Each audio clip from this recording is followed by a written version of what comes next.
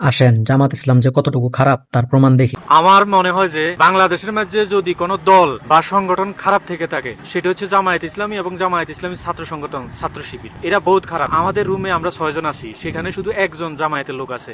গত 1 মাসে আমাদের প্রতি যে জুলুম করছে, অত্যাচার করছে, মানে এটা বলে বুঝাইতে পারবো না। গত বছর রমজানে আমরা একটা ফার্ম পেছিলাম, আমি একটা ফার্ম পেছিলাম, ওইখানে থাকা অবস্থায় একটা রোজা থাকতে পারিনি, থাকি নাই। কারণ আমার সাথে যে 2 জন আছে, এই 2 জনও বেরোজগারি, আমিও বেরোজগারি, মানে আমিও শতান, ওইরও আর বড় শতান।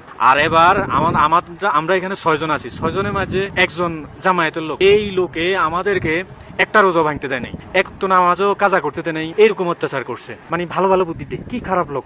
আমি গত 38 বছরের জীবনে আমার সর্বোচ্চ একবার রোজা রাখার এই হলো 15টা।